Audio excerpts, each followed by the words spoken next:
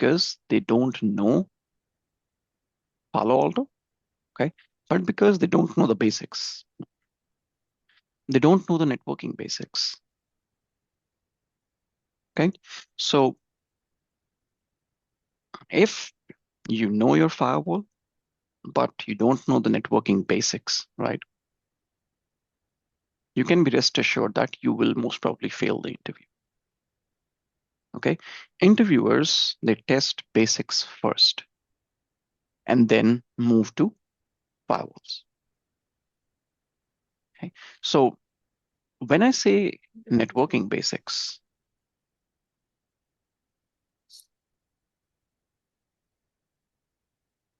this is going to be things like your very important OSI model. Okay. You should understand how TCP three-way handshake works. You should understand and know what NAT is and how NAT works. So NAT concepts, both from the perspective of, let's say, source NAT, destination NAT, both. You should understand routing basics as well.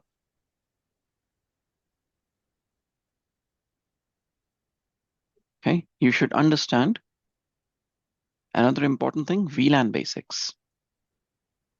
A lot of times you'll be surprised that people are trying to interview for, let's say, a security position, but they don't understand what VLANs are. Why are they used? How does VLAN segmentation work? Okay, they don't understand how routing works. And when I say routing, it doesn't need to be, I mean, you don't really need to be, let's just say, an expert in routing, right? So you're not going to be tasked with implementing, let's say, large scale MPLS environments, right? Large scale BGP environments. But if you bring in a firewall from a network perspective, you should know how routing works, right? How routing tables work. Very, very common thing is you should understand the difference between a RIB and a FIB, right? A routing information base and a forwarding information base. And this typically applies for anything, not just Palo. Okay. Another important thing that you should understand always is IPsec VPN basics.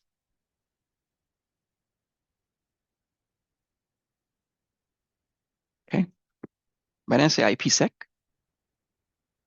when I say VPN, can anyone tell me here what IPsec is? Let me just ask question for the to the entire audience that we have. In a very simple term, can anyone tell me what IPsec is? Or maybe let's say what VPN is, or when I say what IPsec VPN is. Right, go ahead, guys. Take a shot at it. Even if you answer it incorrectly, that's fine. Right, we're all learning.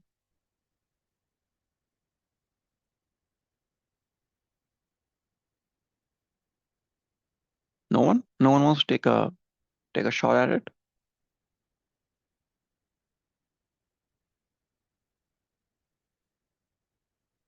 Okay, guys, there's no point in having such session then if you're not being interactive, right? So the whole purpose is to learn, not just be on mute and sit through a 1 hour session, right? No one benefits from it. Can I try? It's basically a secure tunnel over the public internet. Okay, great. Now you go. And someone else was saying something as well.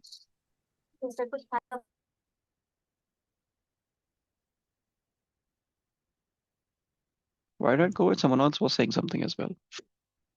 Yes, yes. IPsec can provide secure IP communications over a insecure network, means public. Correct, right?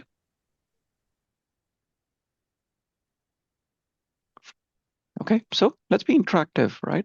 A very simple definition, which let's say if I am giving an interview, right? From an IPsec perspective, I'll tell the interviewer that IPsec is IP security. It is used to protect the IP layer first thing. The IP layer of the OSI model, it does not have any security of its own. There is no native security at the IP layer. So IPsec was created to secure the IP layer. That's why it's said IPsec or IP security. That's a very simple definition of what IPsec is. And then what VPN is, what a couple of you already answered, right? It is used to secure traffic from, let's say, point A to point B when the traffic is traveling over an unsecure network, something like internet. Okay, and then we combine the IPsec and the tunnel that a lot of you mentioned to protect that traffic. Okay, so be very to the point when you're trying to do interviews. Okay, you should avoid confusing yourself as well as the interviewer. Okay, and make sure whatever you are answering, you are not just using keywords. Okay, you're not just using keywords or technology terms which you might not have any idea about, because a lot of times interviewers, they ask questions from your answers itself. Okay, so for example, if someone says that a VPN is basically a tunnel, right? So someone might ask you the question, what is a tunnel? Or how is that tunnel created? Or how does that tunnel work? Okay, so whatever answers you give, whatever keywords that you make use of within your answers, okay, you should know the points in it, okay, so that if someone counter questions you from your answers, you should be able to defend your answers as well. Okay, that's why it's very important to not only understand how things work. So I would probably say every one of you know how IPsec VPNs work in very detail. Okay, but you might not be able to crack interview because you might not be able to convey the information correctly. Okay, so very important. But these are the networking basics. Okay, no matter what product, what solution, what vendor you are working with, right? It could be Palo, it could be Fortinet, it could be Sophos, right? It could be Checkpoint, it could be anything. Okay, these concepts are typically very important to understand. Now, from Palo Alto's perspective, some core technologies that you should all have knowledge about, primarily the Palo architecture.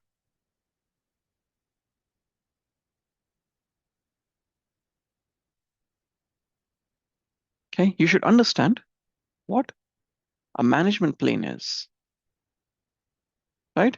Which is what the GUI is, the CLI is, the admin access. All of this is management plane. You should understand control plane, which is where routing happens, management happens, logging happens. A lot of times, both of these are mostly one and the same thing as well. And then you have data plane,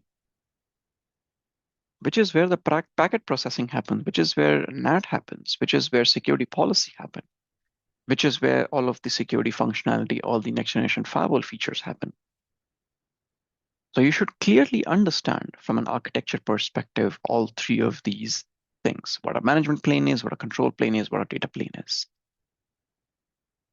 From Palo Alto's perspective, you should know what the SP3 architecture is, the single pass parallel processing, right? So unlike traditional firewalls that scan traffic multiple times, Palo Alto scans traffic once and applies all the security checks together. That's a very simple definition if someone asks me of the SP3 architecture. Or if someone asks me a question, why Palo Alto Firewall is better than other firewalls, for example. So if you understand the architecture, you'll be able to answer that question. Okay, so a lot of times you might not be asked the question in a very straightforward way. Someone might not ask you the question of, let's say, can you explain how Palo Alto processes packets? But someone might ask the question, why is or how is a Palo Alto firewall different than traditional firewalls or different from other vendor firewalls? So that instantly should have you answer or explain them the SP3 architecture, which I just mentioned. Okay. From core technologies perspective,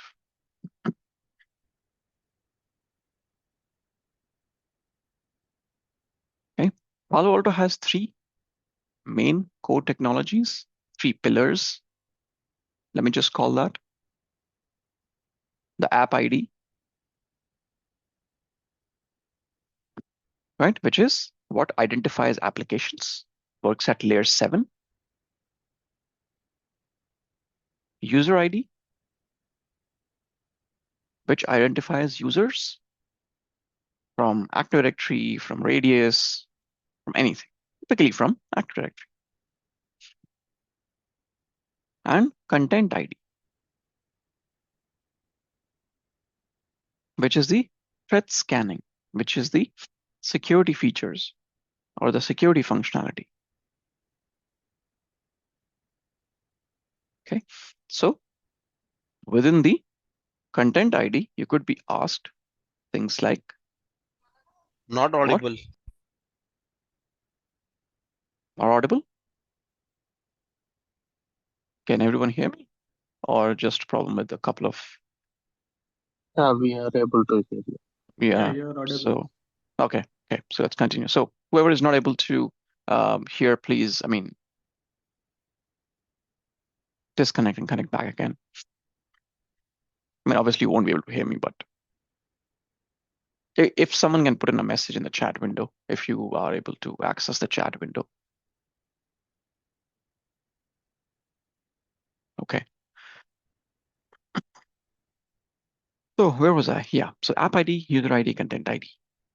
Okay, so within the content ID, someone could ask you what are the different content ID features, right? This would be things like your antivirus, anti-spyware, vulnerability protection. I'm just writing short forms for it. And data filtering. Things like wildfire. Okay, and as you are naming these, expect the interviewer to ask you in more detail what each of these are, or maybe even a couple of them. Okay, so always remember, whenever you are interviewing, whenever you are answering a question, the keywords that you answer can be used by the interviewer for further questions. Okay, that's almost always going to be the case. Okay, so some of the key things from the Palo core technologies perspective. The next important thing that someone would ask you from a firewall's perspective is security policies.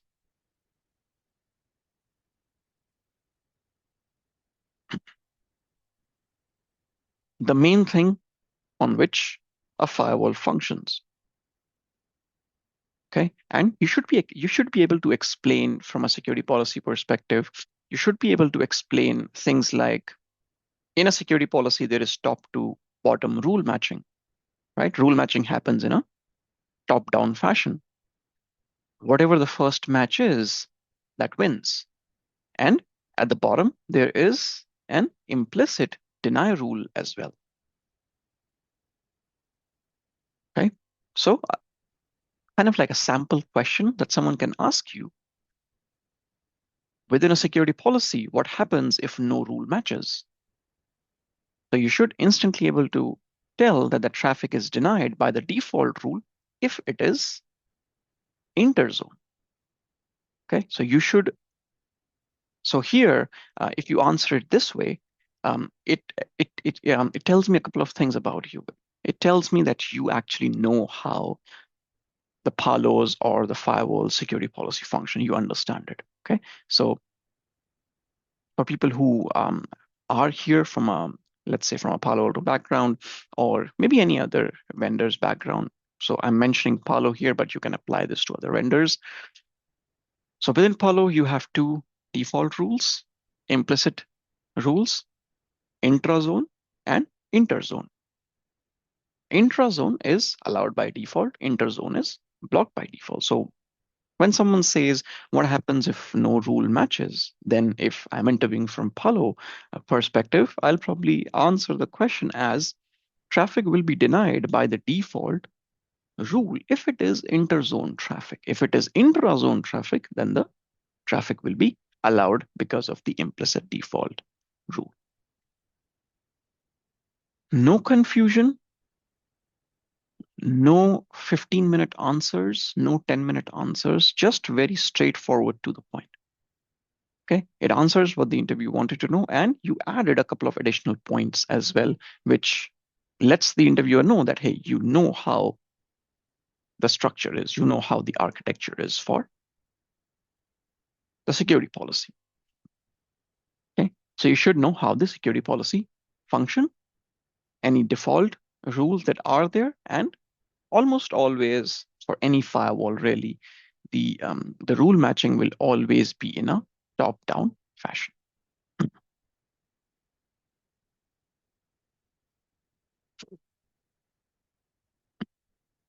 Okay.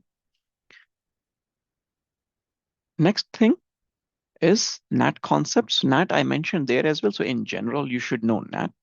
Okay, but then obviously you can expect to be asked some more detailed questions with respect to NAT. So you should be able to, or you should know the difference between source NAT and destination NAT.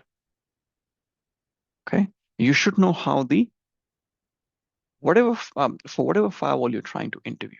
Okay, you should understand that that firewall's packet flow. Okay, so a very common question that is asked is, when is NAT applied? Whether the NAT policy is checked before the security policy or after security policy. Okay, from Palo Alto's perspective, NAT is always evaluated before the security rule matches. Okay, so again, very straightforward question, very straightforward answer. Okay, but expect them to ask you questions about NAT always. Whatever topics I am mentioning, they are important. Okay, you can expect questions to be asked around them always. Okay, no matter what vendor you're trying to interview for.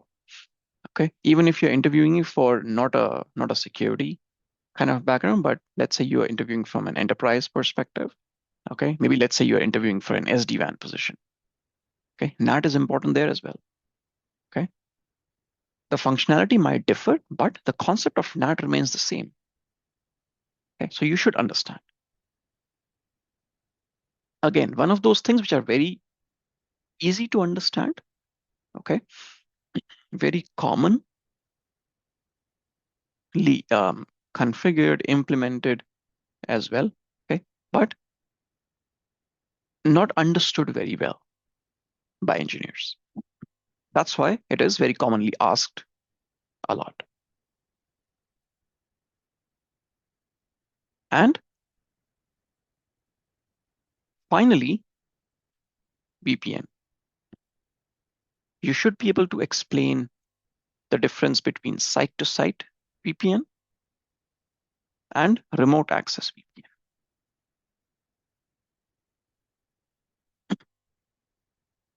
From Palo's perspective, remote access VPN is typically called as GlobalProtect.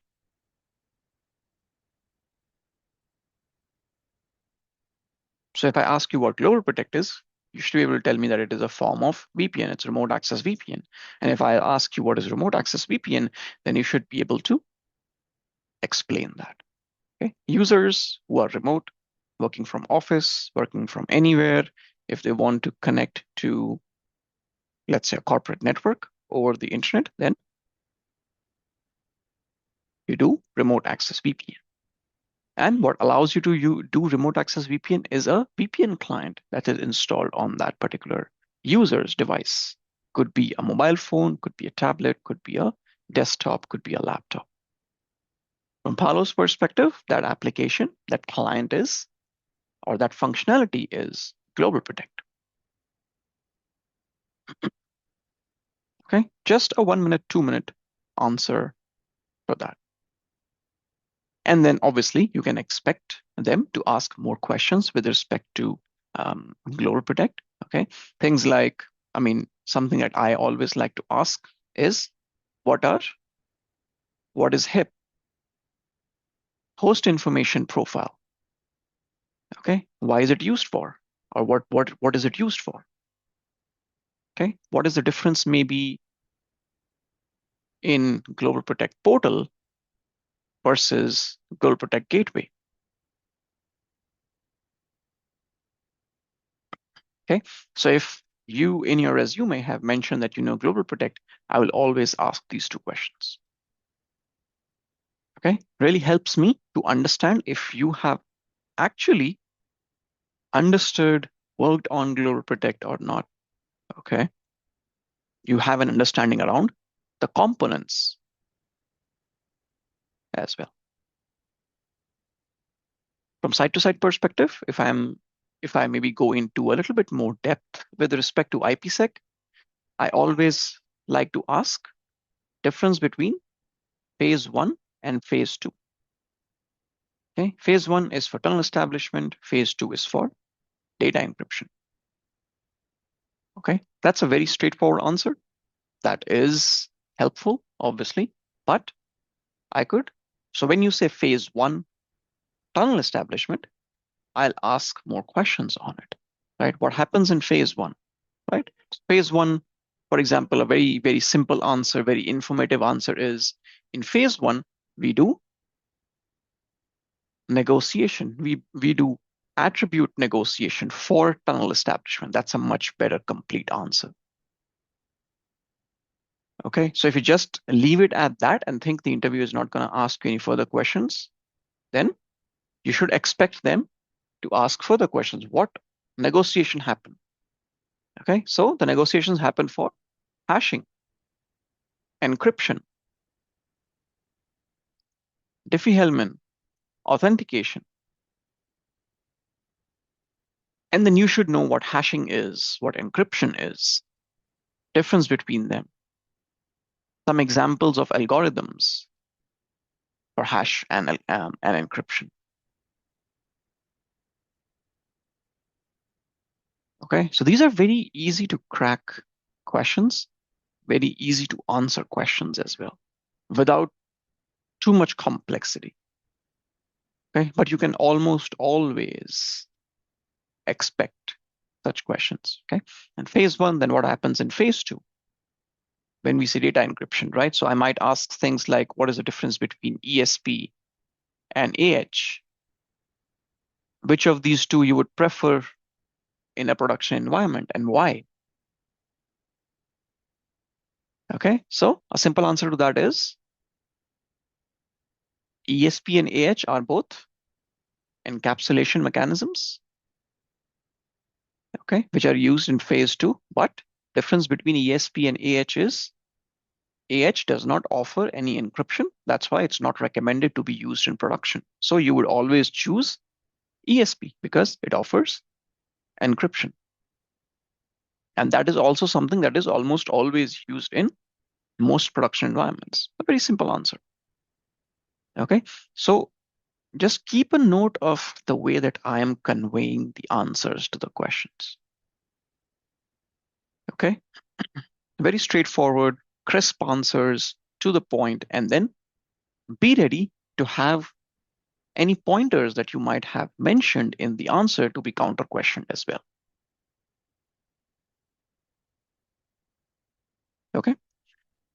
A very common question that is often asked with respect to VPN is, how will you troubleshoot VPN issue?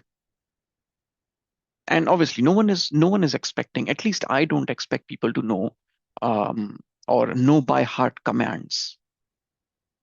Okay, for that there are documentations. That's fine. I want to understand what your thought process is. Okay, so if you get an issue, okay, where a customer, a client, or a user is saying the VPN is down. Okay, a lot of times you might have heard that in production. The VPN is down. What is the first thing that you would think about that I should check this? Okay, if this is okay, then this is the next thing that I would check, which is the next thing I'll check.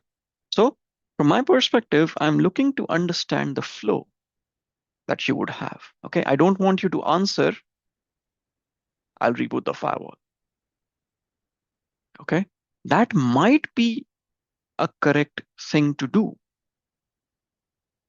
in production, but that won't always be the first thing that you should have in your mind when you're trying to troubleshoot any issue.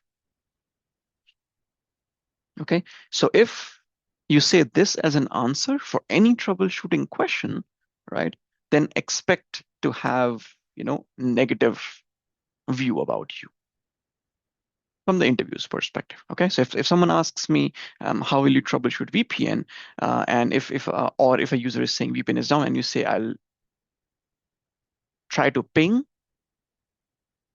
okay, that's okay. Okay, I'll try to ping the other end, the VPN peer. If it's not reachable, I'll reboot the firewall. Okay, that's a very bad answer. So your flow should typically be, and now this also gives me an opportunity as an interviewer to understand whether you know VPNs or not. So, like I explained, VPN, you have IPsec, you have phase 1 and phase 2.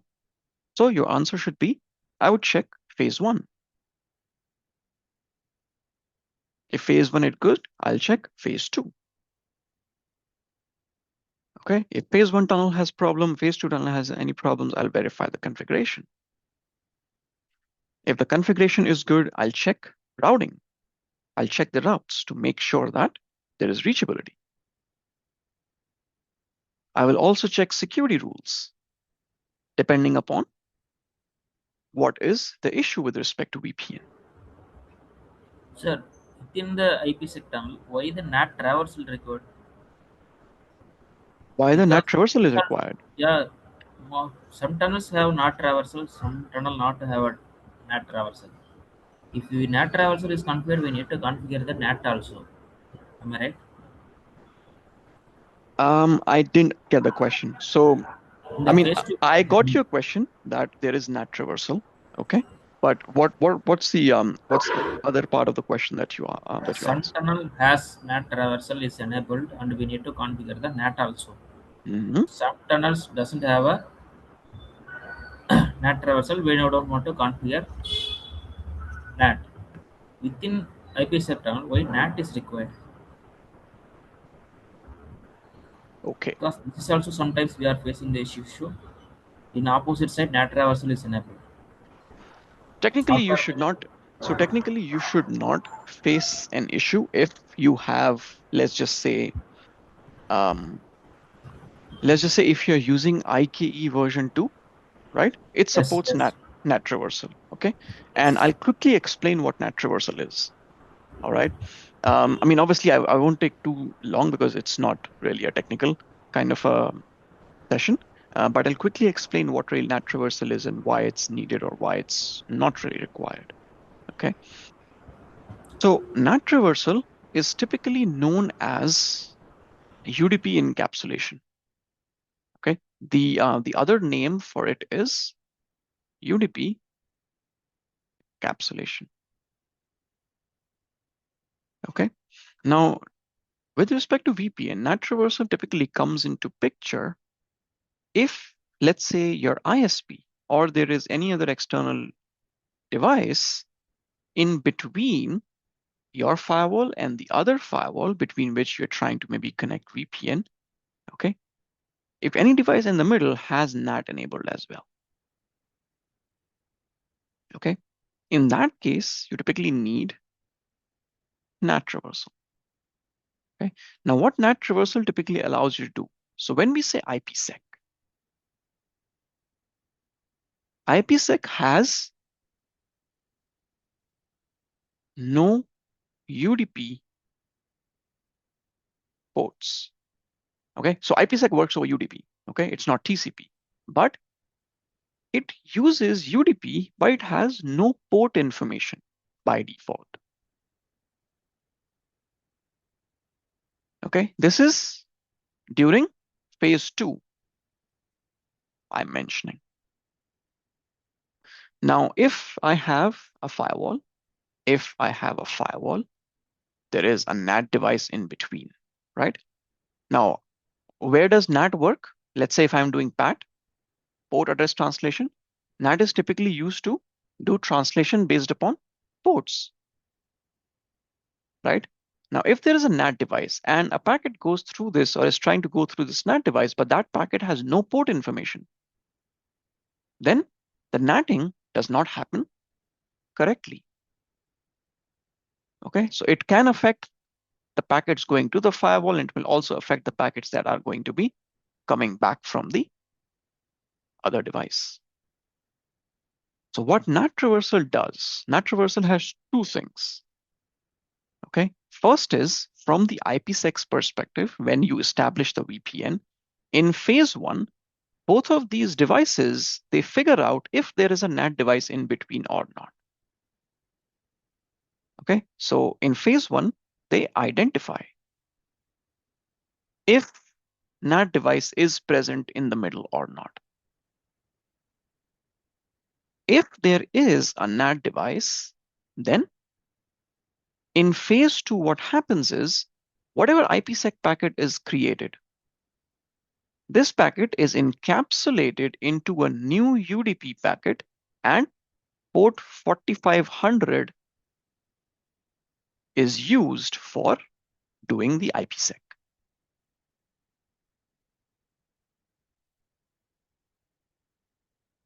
So if there is a NAT device now, the NAT device has some sort of a port information based on which it can properly do the NATing.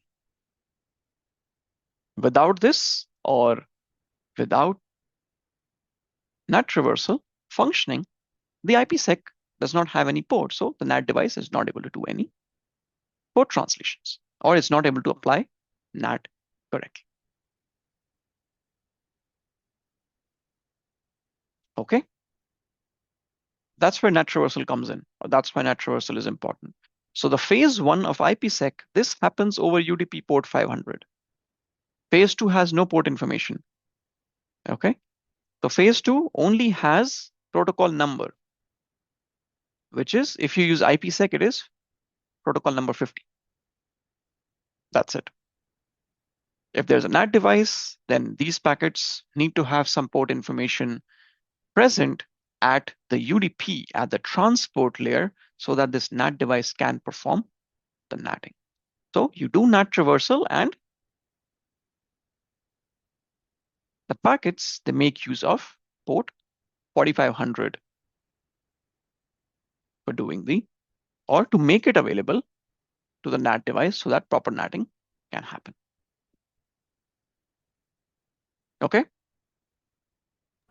Okay, sir. so that's a very good question. So if someone, so that is also a question that, I mean, I personally like to ask. If someone here, it shows that they know VPN. Okay, if they know VPN, then I move to complex questions like NAT traversal. Okay, which a lot of times, like you mentioned, you had some idea of NAT traversal is something like that. It comes into picture with VPN and everything, but you didn't really have any idea why or where NAT traversal happens. Okay, so these are some of the, or this is one of the advanced questions that someone can ask you for VPN. Okay, and if you're interviewing for a firewall position, always expect VPNs to be interviewed in very detail, a lot of detail. Okay, so good thing that you brought that up. Okay, and again, I tried to explain, but a very simple answer why NAT traversal is used. NAT traversal will only be utilized if there is a NAT device in the middle of the two VPN devices. Okay, and I might ask the question, why is it required? What happens with NAT traversal? Or what happens if there's a NAT device? Then you explain that IPsec has no port information available. Since there's a NAT device, there would be something that the NAT device need to apply the NAT on, which typically would be port, if obviously we are doing PAT, port address translation, okay, or dynamic NAT. So to have the IPsec packets get a port information, which is port 4500, that is where NAT traversal is done. Okay, and then someone can ask you, how does the device figure out NAT traversal? Or there's a NAT device in between, who tells the firewalls? You can tell that when the phase 1 negotiation is happening, that's when both the VPN peers, they figure out if there is a NAT device in the middle, present or not. Okay, so always be structured in your answers. All right. And a couple of things of what not to say in an interview. Okay. Never say things like, I don't remember it, but I worked on the feature. Okay. Today, I don't remember it.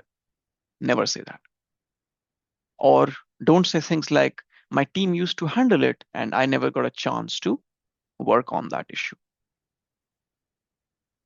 Or don't say I only monitored logs, or I only had read-only access. I only had CLI access. Okay, never say these terms or these sentences, these lines during an interview, no matter what interview does. Okay, it is a red flag, really. Okay, instead, you should say things like, I configured XYZ, whatever. I troubleshooted XYZ. I validated using logs XYZ.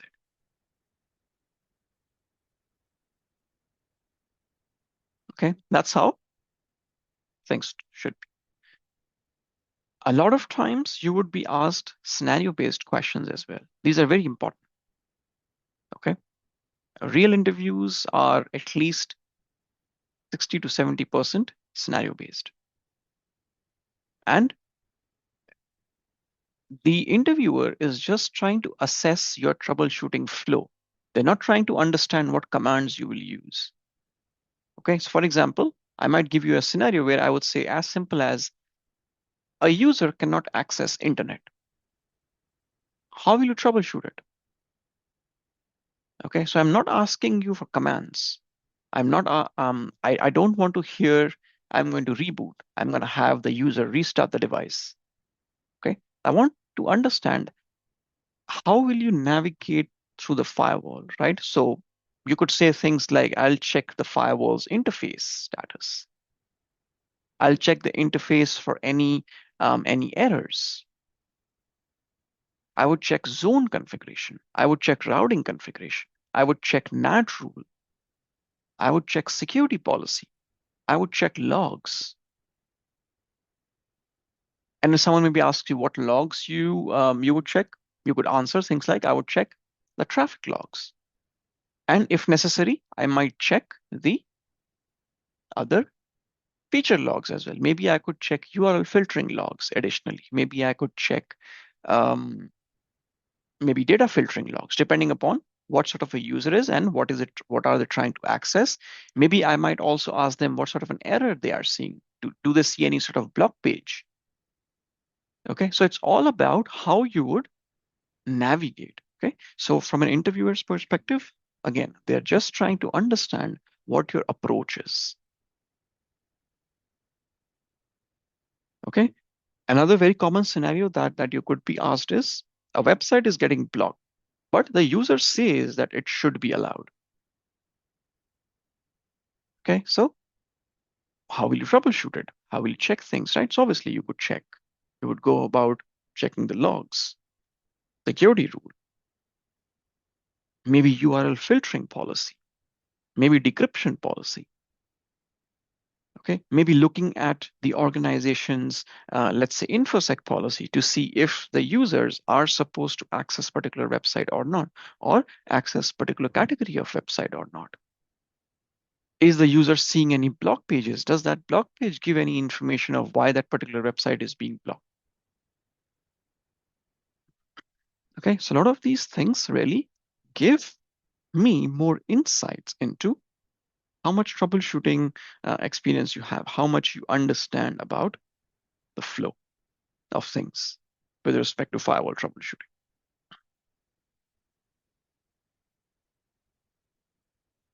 Okay,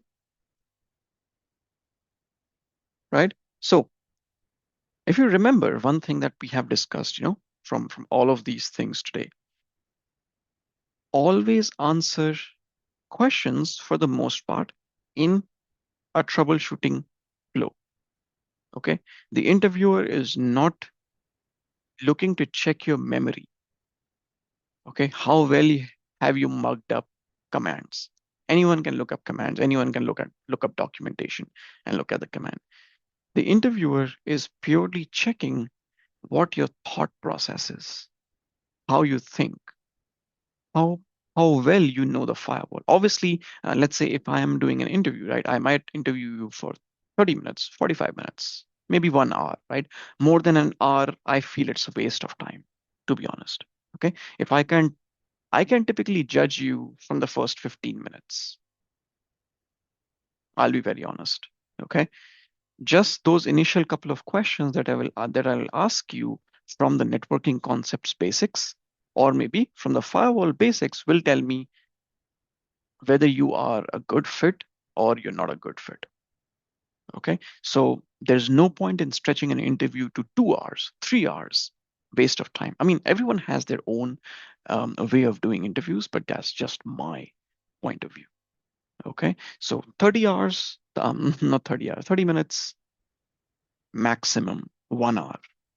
Okay, if you are really good, then I might extend the interview to an hour. Okay, where I might then go and ask you even more detailed, more complex questions. Okay, such questions which you might have encountered, or some features which you might only have encountered a couple of times in your entire career, for example. Okay, and again, the whole reason for me to go that complex is not to expect that you know those. Okay, by the 30-minute point, you are already hired or you're not hired. Okay, the only reason to do those 30 minutes is I want to really understand how well you are in, or how well you are when you're trying to adapt situations. Okay, if something comes up that you have never worked on, that you have no idea, right? How well you're going to say no, for example. Okay, and if you don't know something, don't try to confuse the interviewer. Okay, because I mean, obviously they know that you basically don't know the answer to the question. Okay, so a very simple, I don't know this, but I can look at the documentation later on and get back to you. That's a very simple answer, which tells me a lot of things about you. Rather than I ask you some questions and you don't know the answer, but you still try to, let me just say, act smart.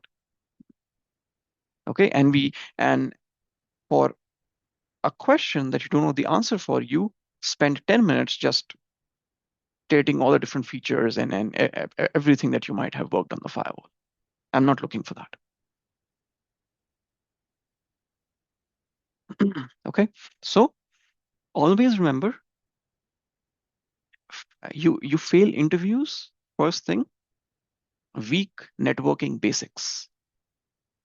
You don't understand, or second point is you don't understand or you cannot explain the packet flow. You don't have a troubleshooting flow or you don't have a troubleshooting structure.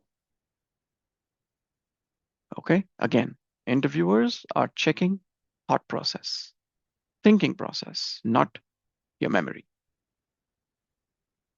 Okay, for everything that needs a memory, there's documentation for it, right?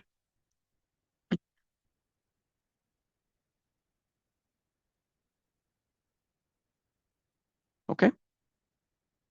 Now, from a resume perspective, okay, obviously, a resume is very important. Okay, typically a good resume or a lot of candidates get rejected even before the interview gets started. Why? Because the resume didn't really come through for the hiring manager or whoever is trying to do the screening. Maybe, a lot of organizations also use automated tools to screen the resumes.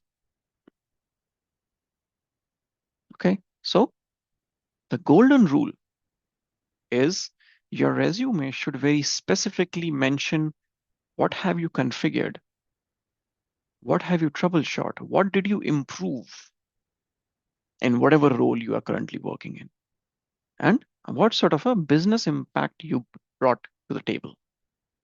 Okay, so instead of writing just a very simple line, worked on Palo-alto Firewall, worked on Fortinet, worked on Sophos, worked on Juniper, a better answer would be mention the vendor properly. I worked on Palo-alto Networks Firewall. Mention the model numbers. For example, PA220, PA3220, VM series.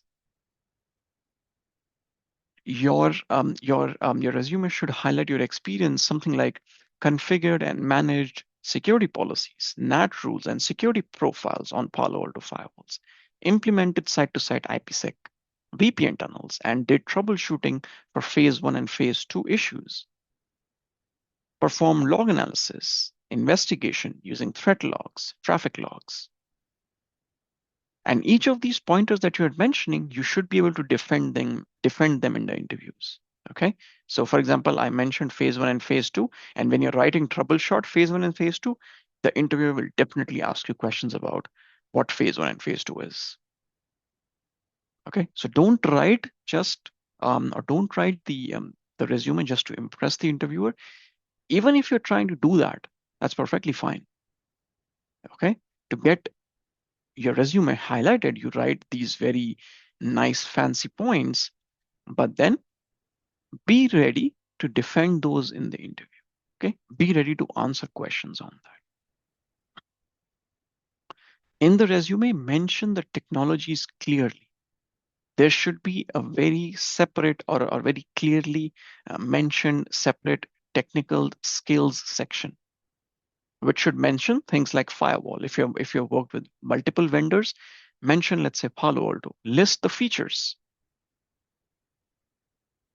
Then maybe let's say Fortinet, mention the model numbers, features that you have used them. Okay, mention tools like maybe you have worked on Palo Alto Panorama, mention that. Use numbers.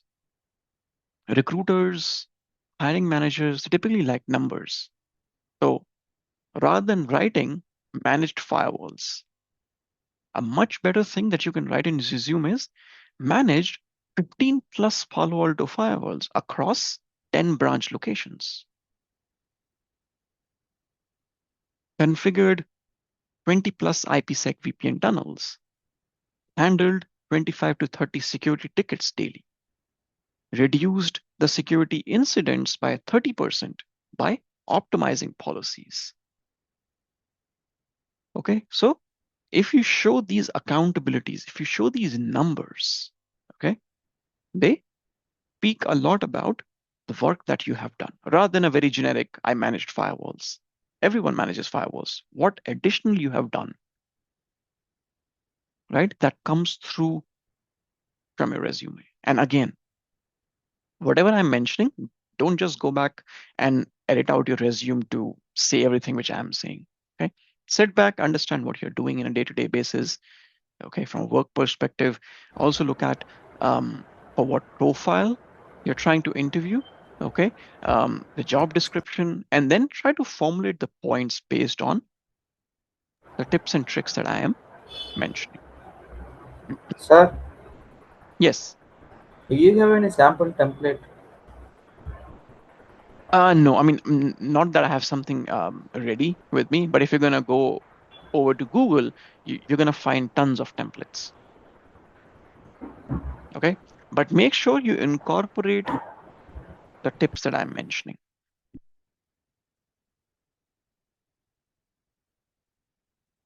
Okay, if you're trying to interview for, let's say, a troubleshooting role, a support role, okay, you should have things like performed end-to-end troubleshooting of network and security issues.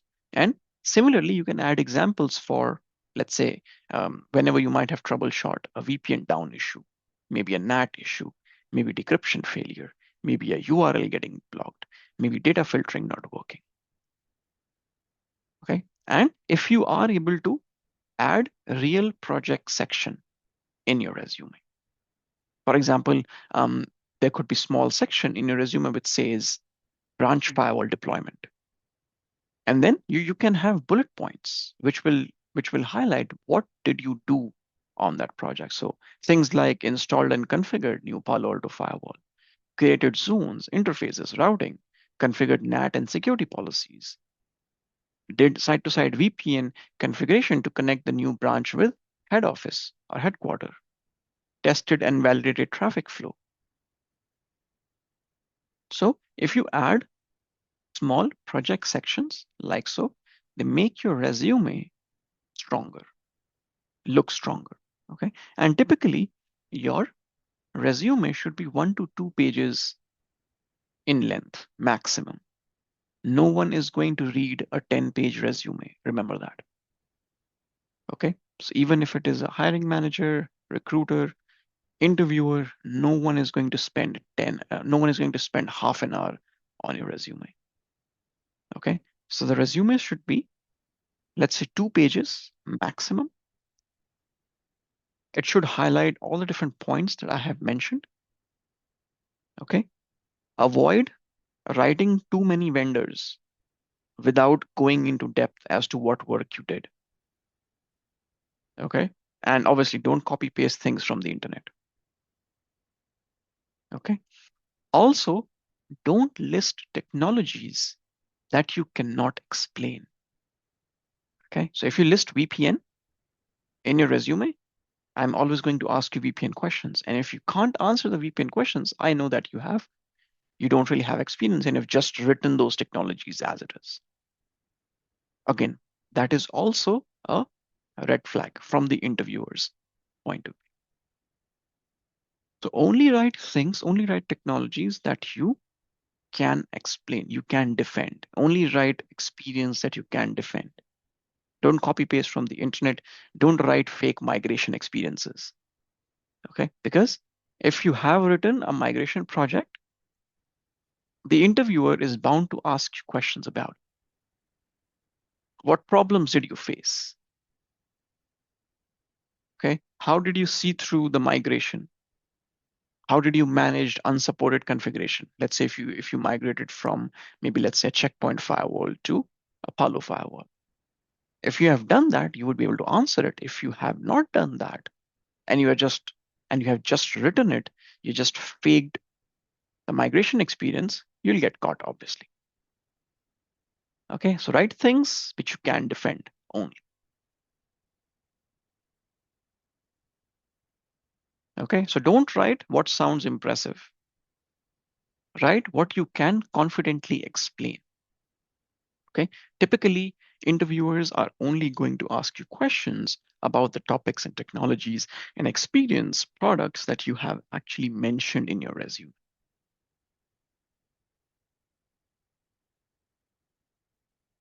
All right, any questions from anyone?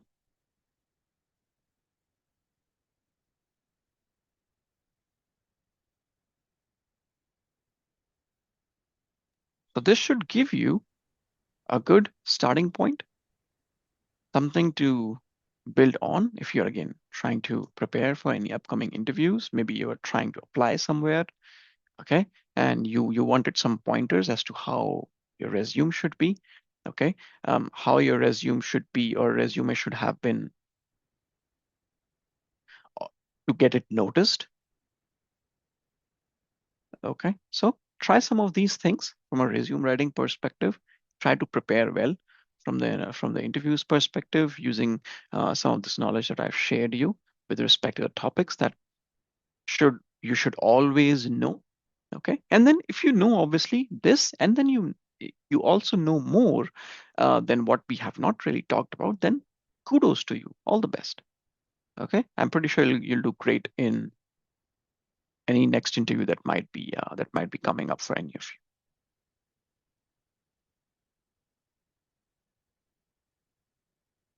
Any questions before I end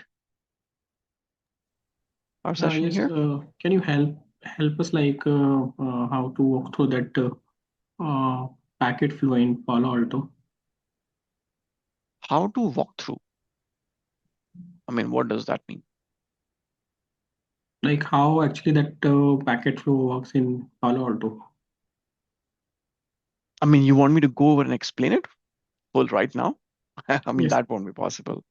So again, like I said, this is not a Palo Alto training session. Okay, this is mostly to help you understand of how you can prepare topics and prepare for interviews. Okay, the NAT traversal bit was the more easier part.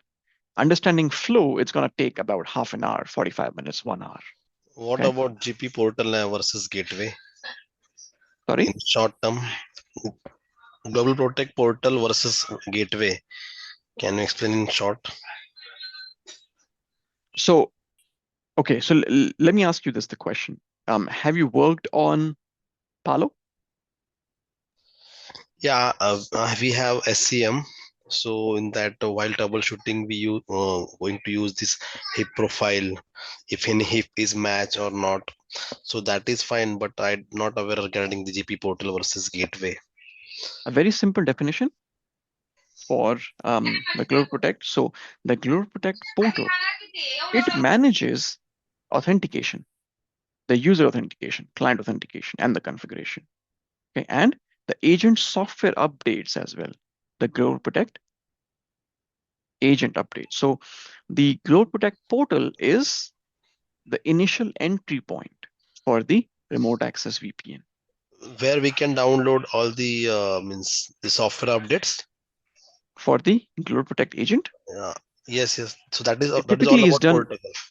right? It's Okay. so the portal is typically, or the agent is downloaded on the firewall. And then through the portal, the agent can then be downloaded by the users as well. Okay, so that's why I said the GlobalProtect portal is the initial entry point. First time that the user connects when they're trying to use remote access VPN and they don't have the GlobalProtect client installed, they connect to the portal, they authenticate themselves, and the portal allows them to download the GlobalProtect client. Okay, and then after they have done that, then they connect to the GlobalProtect gateway to the client. And the gateway is what actually provides them with the network access, actually enforces the policy, manages the traffic. Okay, so a high level difference, portal handles who connects and how do they connect. The gateway handles what they can access. Okay. Okay. Okay.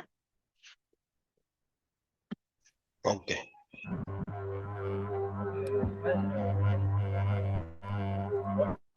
What other questions do we have? I mean, again, if if any of you are looking to, maybe you don't have, or maybe looking for training around Palo Alto, then please feel free to connect. Okay, I do run Palo Alto sessions as well. We just ended, or I just ended another session last week for Palo. So we typically keep running the Palo Alto sessions, which again are detailed. We cover a lot of these things which I have mentioned, plus additional stuff as well. Okay, and obviously everything has hands-on labs with it to help you understand things practically. Okay, but today's session, it was mostly about what things to keep in mind, pointers, tips and tricks when you're trying to prepare for interviews, for example.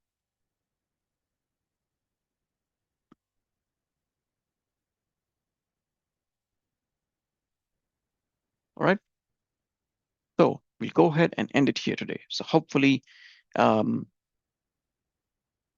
it was informative. You guys understood things to keep in mind when you're trying to prepare for interview, maybe doing the resumes as well. Okay, and I wish everyone all the best in their future job hunting endeavors. All right, I'll see you guys around. Thank you so much. Have a good night. Take care, everyone. Cheers. Sir.